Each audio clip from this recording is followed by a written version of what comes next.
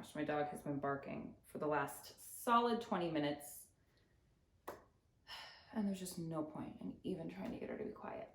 Namaste yogis and lovers of wellness, and welcome back to my channel.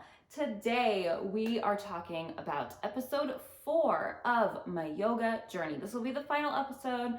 We're going to talk about teacher training and some other stuff, but before we get into that, if you're new here, I want to welcome you in. My name is Vanessa Blair Ferris. I'm a certified registered yoga instructor, and it is just my passion to share yoga and wellness with anybody that needs it, but especially those that are healing from trauma. So if that sounds like something that you want to learn more about, I encourage you to watch the rest of this series, but also consider subscribing to my channel. I provide yoga and wellness videos Monday and Friday. Follow me on Instagram at yogi.blair. I now have a TikTok. I feel like I'm way too old for this app. This is not something that is for my people, but I'm trying. I'm trying really hard. So find me on TikTok at yogi.blair. And also, I always link my email below, guys. My email is a place for you to send any questions, any concerns, any requests. And if you want to share something with me, I would be happy to read and respond to anybody that has something that they want to share. So now that we have all of that out of the way, let's get into today's video.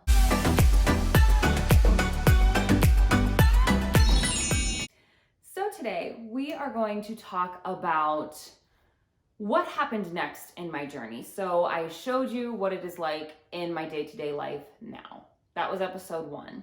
I showed you what my week looks like as a yoga instructor with a pretty busy schedule. And then we took it back to the beginning and we talked about what brought me to my first yoga class, how the things that I went through kind of shaped me and how I responded to yoga. And then we talked about why I wanted to become a teacher when I moved to Fort Wayne, Indiana, when I quit my job and started taking yoga classes all the time, and how that sort of helped me heal, helped me learn about my diagnosis of PTSD and things like that. And that sort of pushed me into the space of wanting to be a teacher.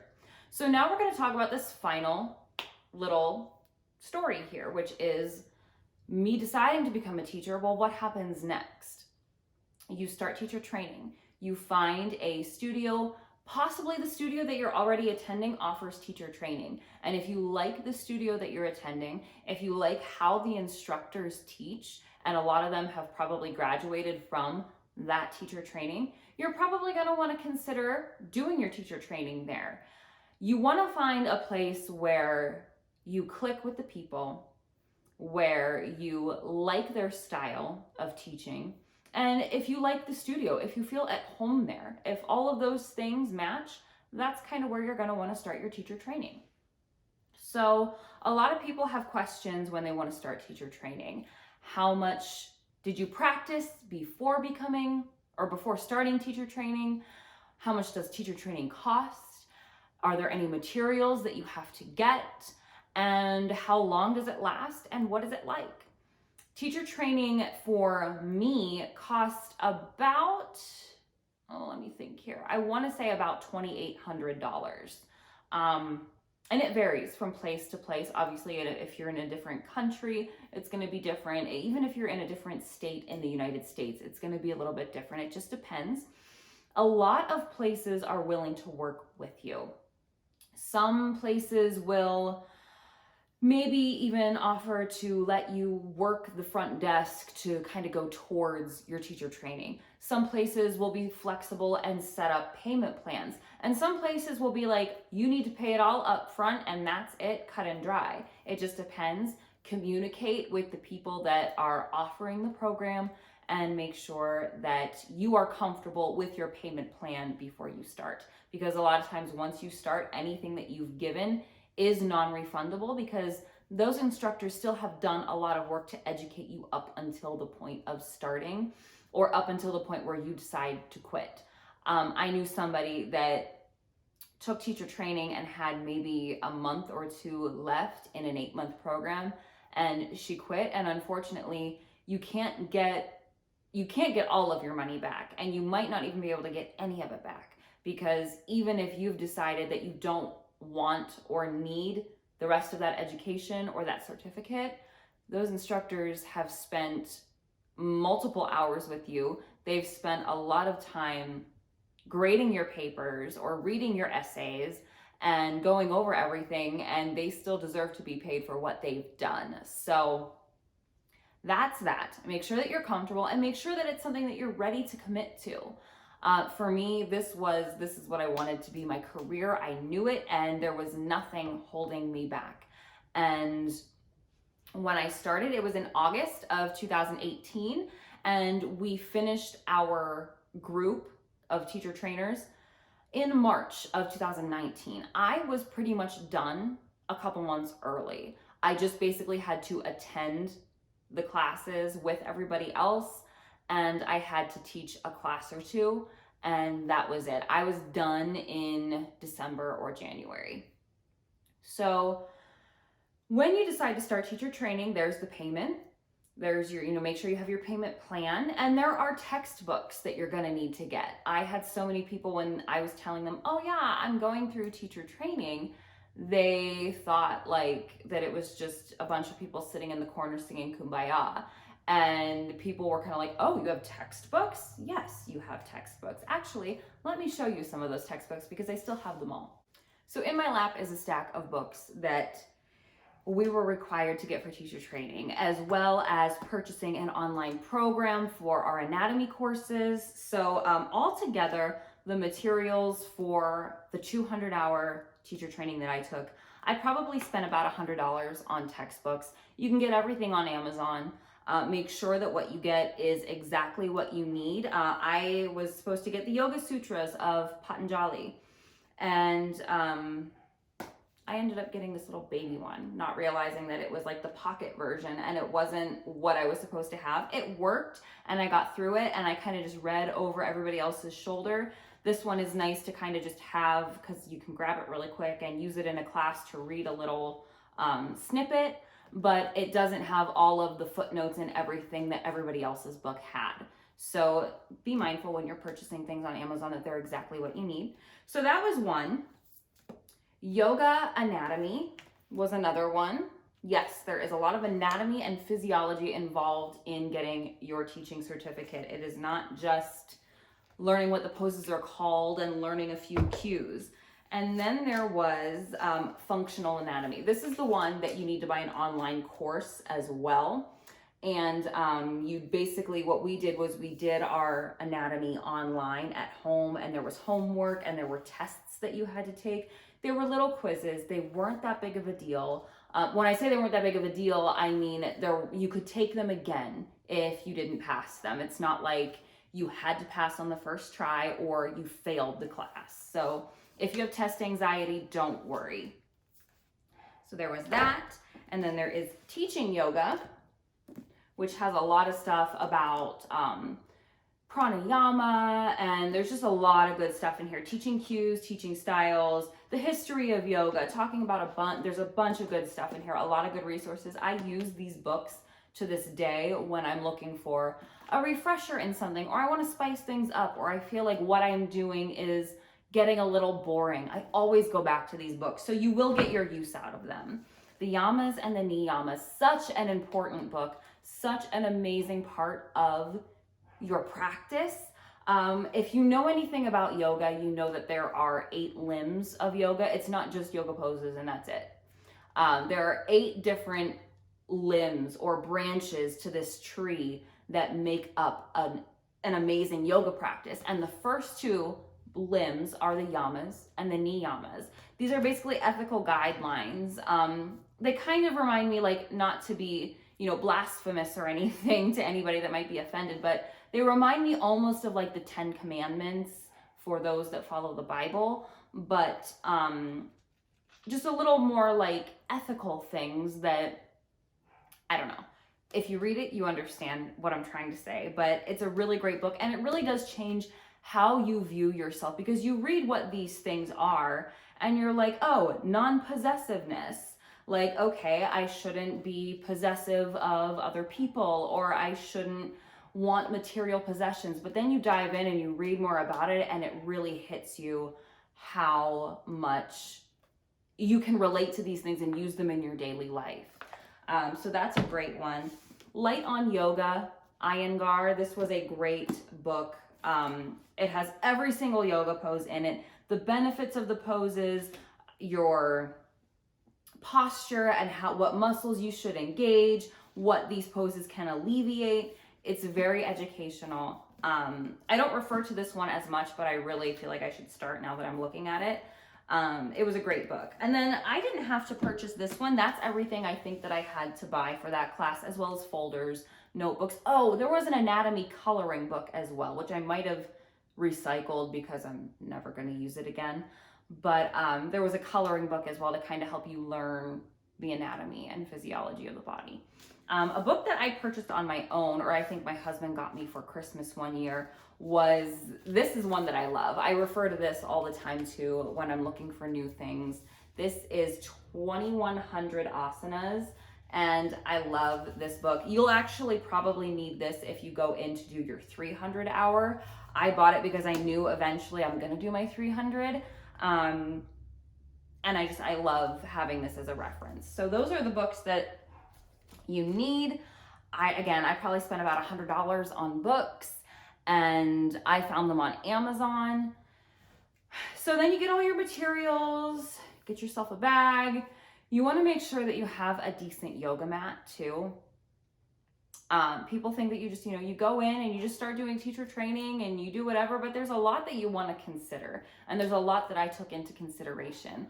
Having a decent yoga mat is so important when you're, number one, going to become a teacher, but you're also going to be practicing a lot. It's not just, teacher training doesn't just require you to buy books and attend your teacher training classes and then that's it. You need to attend, you're required, at least through my school, you were required to attend at least 2 classes a week. And honestly, the more classes you attend, the more confident you're going to be when you get on your mat to teach your first class. Because I felt really solid in verbal cues, in walking around and not having to do everything on my mat. And I attribute that a lot to being in so many classes. I took 2 classes every day, Monday through Friday, the entire time that I was doing teacher training. Do I take as many classes now?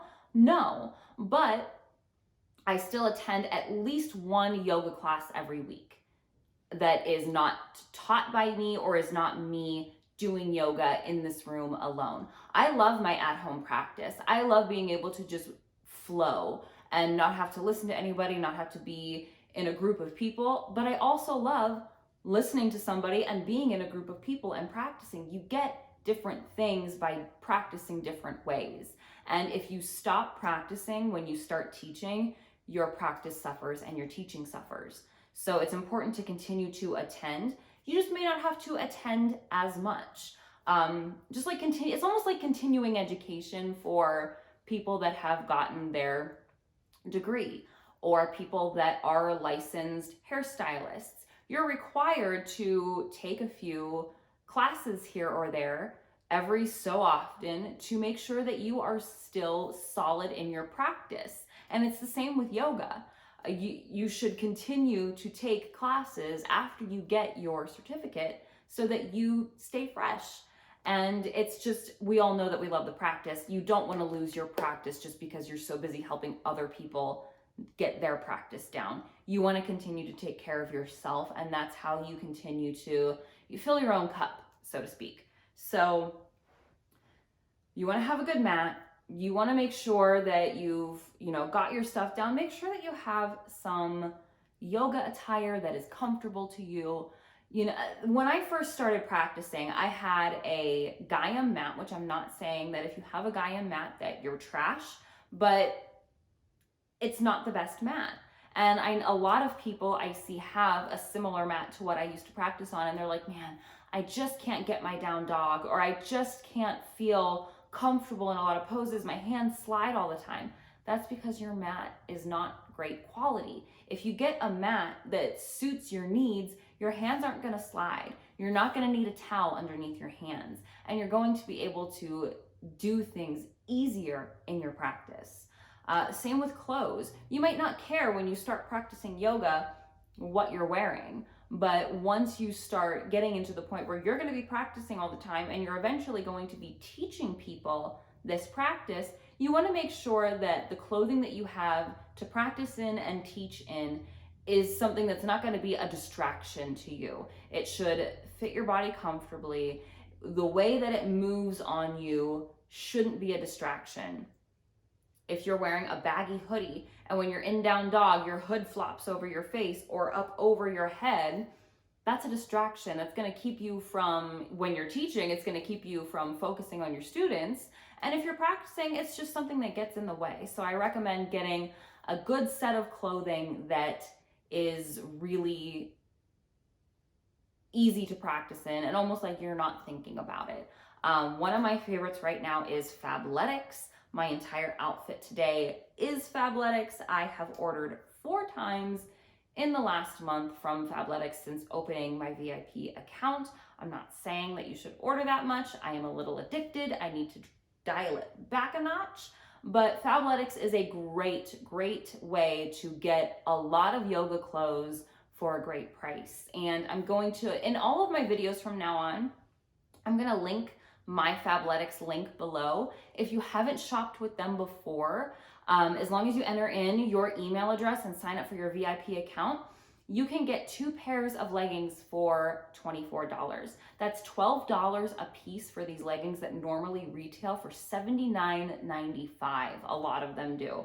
The ones that I'm wearing now were about $79.95 and I got them for $12. So it's a great deal. I highly recommend. I'll leave my link below. If you click on that link, that'll get you your deal of 2 for $24. And also me using my link to share with others, that helps me get referrals and I can earn money towards my clothes. And once you sign up for your account and place your first order and are a VIP member, you are also able to refer your friends and get a discount on your next order. I just ordered a cute t-shirt for brunch. It says Will Wake for brunch.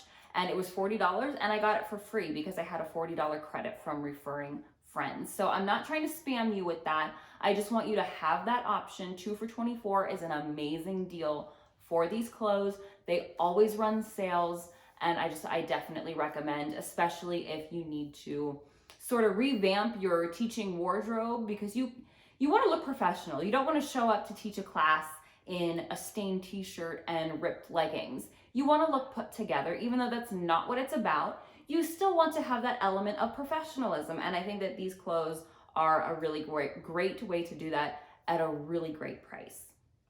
So once you've got all of your stuff together, you've got your books, you've got your clothes, you've got your mat, and you're just solid, ready to practice, then comes attending your classes. It depends on your teacher. Some people teach once a month. Some people have classes once a week. The classes that we attended Thursday, Friday, Saturday, once a month, and it was 5 to 9 or 5 to 10 Thursday and Friday, and then Saturday it was 8 to 4 all day long. We practiced yoga, and that was once a month for 8 months. And while we were in a break each month until the next class, we were required to attend our classes, do our yoga anatomy at home, and I actually read all of the books and took color-coded notes. I feel like it just really helped me to feel like I was in school, I was doing something, it was important to me, and I really wanted to make sure that I educated myself enough.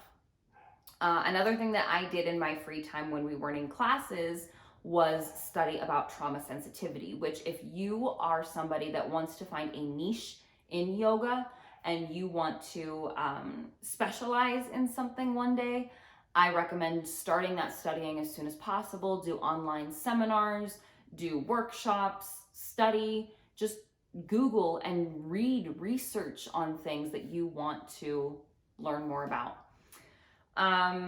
The classes those weekends were long. They were long, tiring weekends. You can expect to be tired when you have those weekends. You need to make sure that, you plan your schedule. Even if it's just once a month, You need to make sure that, if you have kids, you have a babysitter. You need to make sure that you call off work. You need to make sure that, everything is situated for that weekend, and you can expect to be tired that weekend. It takes a lot out of you because while you're in these classes, a lot of times you take a few classes together and then you talk about them. You go over your homework that you've done for the last week. You're probably going to be quizzed on, some poses, asked to demonstrate, and, you're going to talk about the philosophical part of a practice and all kinds of stuff. So it's a lot of work. It's a lot of energy. And it's an exchange of energy, and you're going to be tired. It's normal. It's okay. You can expect at some points to maybe even be frustrated. Just like remember when you were in college, if you took college courses or in high school, there were times where you were fed up, you were tired, you were exhausted, you were over it. You can expect that to happen when you're doing your teacher training. It's not all, just like I said earlier, sitting in the corner singing Kumbaya. And, when I was doing my reading and my homework when we were visiting with family, I remember so many people saying, "You have homework? I thought that this was just a weekend thing and then you got a certificate." No, this is not just a weekend. There is so much more to teaching yoga than people realize. There is so much more to it. You need to be educated on the muscles of the body. You need to know how to assess when somebody walks into your class for the first time. They might have an injury. You need to be able to modify on the spot anything that you might have had planned to accommodate anybody. And you need to be aware of the philosophy of yoga. Know these yamas, know the niyamas, know the sutras. I mean, people don't understand here in Western culture that yoga is not just physical movement. There are scriptures behind it. And to be a good teacher, you need to know those things. There's Sanskrit. All of our yoga poses have Sanskrit names. And while I don't think it's necessary to know all of the Sanskrit or use Sanskrit, I think it's important to at least read up on it once in a while and kind of learn about it, because a lot of times we take this practice and we make it more American and we forget where it came from. And so I try to use a lot of Sanskrit in my classes because I think it's important. I know a lot, and people have remarked on how much Sanskrit I know for these poses, and it's because I made flashcards and I quiz myself on them still to this day to make sure that I keep that information because it's important to me. You can expect to be nervous. That first time you start teaching it's really nerve-wracking, but in a good way. I wasn't really nervous when I went to teach my first class. I was excited and I was ready, and it was exhilarating. It was amazing, and it was so exciting. And I remember, and still to this day, when I'm finished teaching a class, I get the same feeling. And it's just this cloud nine feeling of, I did it. I just led a group of people. I just was the leader. And for me personally, that's not something that ever really was the case for me. I never really had a personality that was in your face and up front. And so even though I've always had good ideas that I wanted to share with people, if I would try to speak up on something, a lot of times I was masked by the louder personalities. And now when I'm in this group of people, I'm leading them, I'm guiding them, and they're listening to me, and they're trusting me, and I'm sharing with them this knowledge that I have, and I'm teaching them how to live a more stress-free life that is more well. And it's just an incredible experience.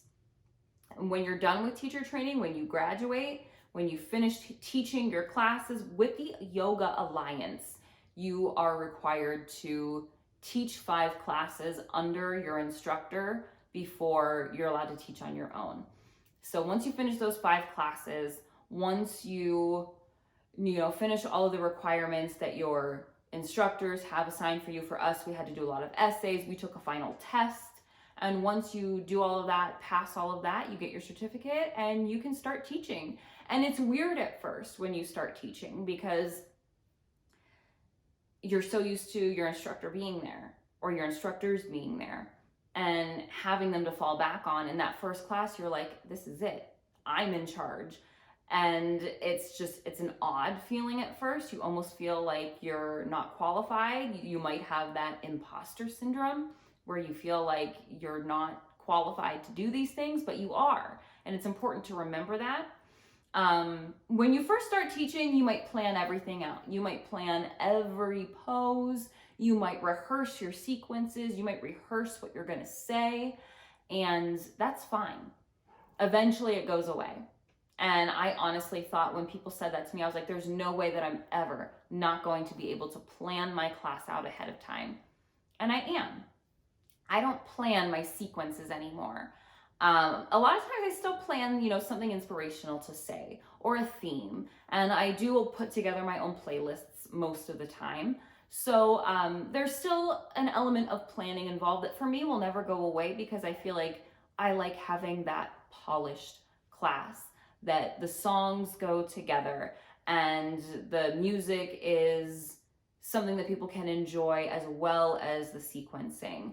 And I like to end most of my classes with something inspirational to say.